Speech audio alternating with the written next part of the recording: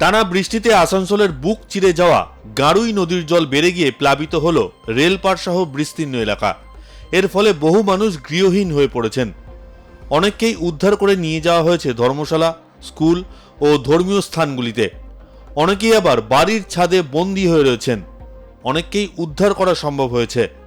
সোমবার সকাল থেকে এক নাগাড়ে বৃষ্টিতে গাড়ুই নদীর জলস্তর বাড়তে থাকে। দুপুরের পরেই বিপদসীমা পেরিয়ে যায় গাড়ুইয়ের জল, কিন্তু বৃষ্টিপাত না থামায় রাতে নদীর জল লোকালয়ে ঢুকতে শুরু করে। বিশেষত আসানসোলের রেলপাড় এলাকায় তীব্র বেগে জল ঢুকতে থাকে সন্ধ্যের পর থেকে। রাত গভীর হওয়ার সঙ্গে সঙ্গে জলস্তর আরও বাড়তে থাকে। বাসিন্দারা অনেকেই ভয়ের ছাদের ওপর আশ্রয় নেয়। আসবাবপত্র, খাবার সহ বহু জিনিস নষ্ট হয়ে গিয়েছে বলে অভিযোগ। আসানসোলের বিস্তীর্ণ এলাকা প্রায় একতলা বাড়ি সমান জলে ডুবে গিয়েছে। প্রশাসনের পক্ষ থেকে বেশ কিছু পরিবারকে উদ্ধার করে স্থানীয় ধর্মশালা, স্কুল এবং ধর্মীয় স্থানগুলিতে রাখা হয়েছে। তাদের জন্য ত্রাণের ব্যবস্থাও করা হয়েছে। যদিও অভিযোগ, বেশিরভাগ ক্ষেত্রেই মানুষজনদের এখনো পর্যন্ত উদ্ধার করা সম্ভব হয়নি। বহু মানুষ ছাদের ওপর আশ্রয় নিয়েছেন। তারা বন্দী হয়ে আছেন বাড়ির ছাদে। জানা গিয়েছে উত্তর আসানসোলের 4টি ওয়ার্ড সম্পূর্ণভাবে জলমগ্ন হয়ে পড়েছে। সেখানে পৌঁছানোর রাস্তাও নেই। সেতুগুলিও ভেসে গিয়েছে। এক প্রকার বিচ্ছিন্ন হয়ে গিয়েছে উত্তর আসানসোলের এই সমস্ত এলাকা। বৃষ্টির কারণে গোটা রেল পাড়ের বিদ্যুৎ সংযোগ কেটে দেওয়া হয়েছে, যাতে কোনো রকম দুর্ঘটনা না ঘটে। ফলে এক প্রকার বাধ্য হয়েই অন্ধকারে জল ভর্তি ঘরে থাকতে হচ্ছে বাসিন্দাদের। ফলে একদিকে যেমন প্রচণ্ড মশার উপদ্রব বেড়েছে, অন্যদিকে জলবাহিত রোগের আশঙ্কা তৈরি হচ্ছে। কেউই তাদের দেখতে আসেনি বলে অভিযোগ করছেন বাসিন্দারা। নদী যথাযথ সময় পরিষ্কার করা হয় না। বেআইনি দখলদারিরও অভিযোগ করছেন তারা। कोई प्रशासन भी यहाँ पर हम लोग को झांकने के लिए आया था, कोई ऑफिसर भी पुलिस भी आया था। इस बार तो कोई इस बार कोई नहीं आया, इस बार झांकने नहीं आया कि गरीब लोग कैसे रह रहा नहीं रह रहा। नदी का तो पावर सुनते हैं, नदी चौड़ा होगा, बनेगा, साफ सफाई होगा। हम आज तक नदी में साफ सफाई करके देखे हैं, नहीं नदी पे कोई काम हो रहा है। तो ये है कि इंतज़ामिया को चाहिए कि इसकी तरफ ध्यान दें और जो लोग फंसे हुए हैं ख़ास तौर से उनको बचाया जाए। और ये जो साल भर हो जा रहा है, इसमें मसाला ये है कि जो सफाई का मसला है वो सही तरीके से ना हो पा रहा है, जिसकी वजह से ये काम हो रहा है। दूसरी बात ये है कि इलीगल कंस्ट्रक्शन जितने भी हैं उन तमाम को चाहिए कि उसको हटाया जाए और साफ़ कराया जाए, क्योंकि जो नदी की ज़मीन है उस पर बहुत सारे लोगों ने इलीगल कंस्ट्रक्शन करने की वजह से ये जो पानी का बहाव ये रुक जाता है। अगर इसको सही से साफ़ किया गया और नदी खुलासा रहा तो पानी रुकेगा नहीं, लोगों को परेशानी नहीं होगी। एक आदमी की वजह से तमाम लोग परेशान हो रहे हैं। किसी की जान की जो है ये है, किसी का माल का नुकसान है, किसी का घर का नुकसान है, और हर साल ही ये देखा जा रहा है। तकरीबन मैं ये 5 सालों से देख रहा हूँ। মঙ্গলবার আসানসোল রেল পাড়ে জলমগ্ন এলাকা পরিদর্শন করেন আসানসোল উত্তরের বিজেপি বিধায়ক কৃষ্ণেন্দু মুখোপাধ্যায়। তিনি বলেন, এটা প্রাকৃতিক দুর্যোগ। বাড়ি এবং অন্যান্য জায়গায় আটকে পড়া মানুষদের দ্রুত উদ্ধার করার চেষ্টা করা হচ্ছে। জবরদখলের জন্য নদীর নাব্যতা কমে গিয়েছে বলে কার্যত স্বীকার করে নিয়েছেন কৃষ্ণেন্দু বাবু। ঠিক আছে, আমরা পরিস্থিতির সঙ্গে আমরা মোকাবিলা করছি। এই রকম প্রাকৃতিক দুর্যোগে, এই রকম অবস্থার মধ্যে আসানসোলের যারা এফেক্টেড তাদের সঙ্গে আমরা রয়েছি। কোনো ভয়ের ব্যাপার নেই। আমাদের ভলেন্টিয়ার, আমাদের লোকজনরা সারাক্ষণ রয়েছে, কাল রাত থেকে রয়েছে, এখনো পর্যন্ত রয়েছে। কিছু কিছু নদী এনক্রোচমেন্ট রয়েছে, নদীর উপর কিছু কনস্ট্রাকশন তৈরি হয়ে রয়েছে, নদীর নাব্যতা কমে গেছে। তাও এবার তো আমাদের অনেক ড্রেজিং তাও কিছুটা হয়েছে, সময় কম পেয়েছি। আমরা চেষ্টা করছি, মাত্র 100 দিন হয়েছে আমাদের সরকার এসেছে। আমরা চেষ্টা করছি যে অসুবিধাগুলো রয়েছে, প্রতিবন্ধকতাগুলো রয়েছে, সেগুলো আগামী বছর যাতে এই জিনিস না ঘটে তার জন্য যা যা করণীয় আমরা করব। নদীর পার দখলমুক্ত করব, নদীর যে নাব্যতা যাতে বাড়ানো যায় সেই ব্যবস্থা করব, যা যা করার। এই যে কষ্ট, যে দুর্ভোগের মধ্যে মানুষ রয়েছে, আমি সকাল থেকে ঘুরছি, মানে খুবই দেখে খারাপ লাগে, যাতে এই পরিস্থিতির মধ্যে পড়তে না। আপনার পুজো পৌঁছে যাক বিশ্বের দরবারে। প্রতি বছরের মতো এবারও আর+ নিউজ নিয়ে এলো শারদাঞ্জলির সেরা সম্মান 2026। অংশ নিতে সকাল 10টা থেকে সন্ধে 6টার মধ্যে সরাসরি যোগাযোগ করুন আমাদের অফিসে অথবা কল করুন 9836323248 এই নম্বরে। শারদাঞ্জলি শুধুমাত্র আর+ নিউজে।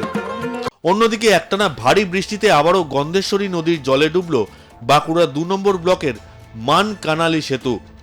সোমবার রাত থেকেই ওই সেতুর উপর দিয়ে কয়েক ফুট উচ্চতায় বইতে শুরু করে গন্ধেশ্বরীর জল। এর ফলে সেতু দিয়ে পারাপার বন্ধ হয়ে যায়। বিপাকে পড়েন স্থানীয় মানুষজন। ভোরে ডুবে থাকা সেতু দিয়ে ঝুঁকি নিয়ে পারাপার করতে গিয়ে সেতুর মাঝখানে আটকে যায় একটি ডাম্পার। কোনো ক্রমে চালক খালাসি প্রাণে বাঁচলেও ডাম্পারটি উদ্ধার করা যায়নি। ভোরবেলাতে খালি করে যাচ্ছিল গাড়িটা, তারপরে ওই মাটি ধসকে ঢুকে গেছে পেছনে চাকা ভাঙা একটু ওটা ভাঙা আছে যে ওই ইট বোল্ডার দিয়ে পরে ভর্তি করা হয়েছিল, তো সেটা জলে ভরকে গেছে, তারপরে ওই চাকা দুটো বসে গেল। তারপরে এখন আটকে আছি। হ্যাঁ, এখন আটকে আছে। তো এমনি সেতু দিয়ে পারাপার কি হচ্ছে? সেতু দিয়ে যাতায়াত করা যাচ্ছে না না, আর এখন যাওয়া হবে না। বৃষ্টিতে জলস্তর বৃদ্ধি পায় বাঁকুড়া জেলার ওপর দিয়ে বয়ে যাওয়া গন্ধেশ্বরী, দ্বারকেশ সহ কয়েকটি নদীতে। বিপদসীমার ওপর দিয়ে বইতে থাকে গন্ধেশ্বরীর জলস্তর। সোমবার রাত থেকেই নদীর দুকুল ছাপিয়ে বইতে শুরু করে। সেতুর ওপর দিয়ে প্রবল বেগের নদীর জল বইতে থাকায় তা দিয়ে পারাপার সম্পূর্ণ বন্ধ হয়ে যায়। বাঁকুড়া সদর শহরের সঙ্গে মানকানালি, উকরাডিহি সহ বাঁকুড়া 2 নম্বর ব্লকের কমপক্ষে 30টি গ্রামের যোগাযোগ বিচ্ছিন্ন হয়ে যায়। মঙ্গলবার বৃষ্টি কমলেও দুরবস্থা কাটেনি হাওড়ার বিস্তীর্ণ অংশে। বাদ যায়নি হাসপাতালও। জলমগ্ন বেলুর ইএসআই হাসপাতাল।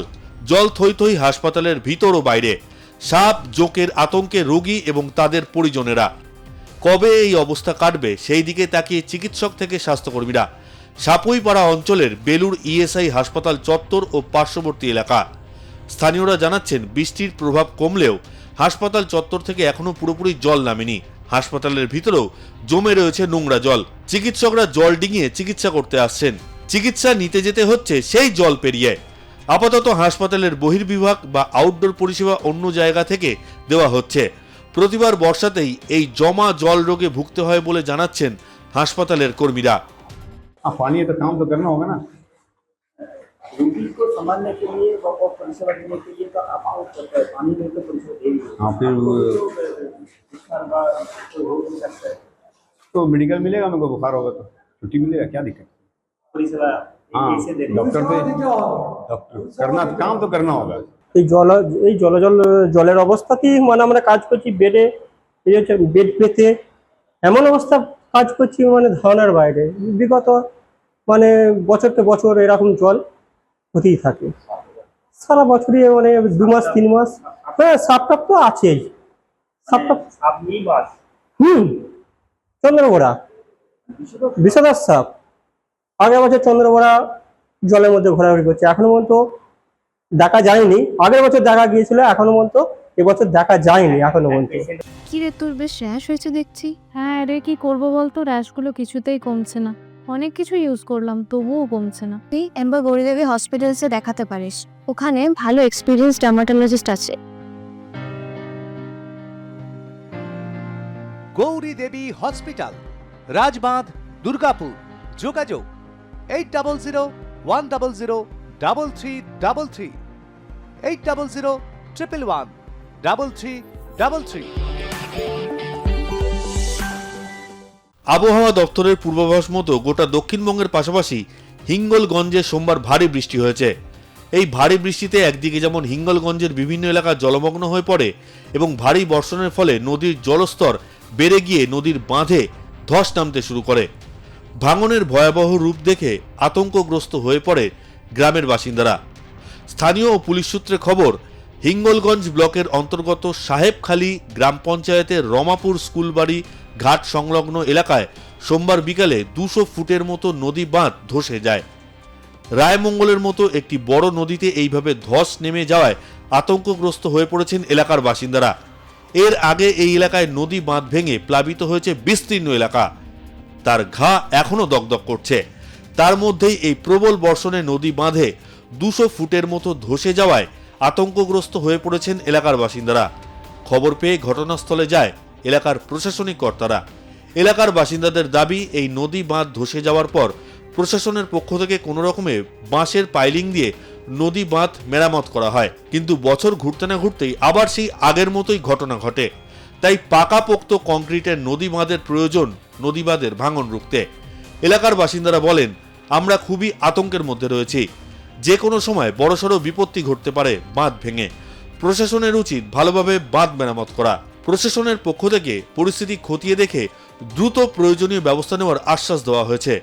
দ্রুত পদক্ষেপ নিচ্ছে বিডিও অফিসও।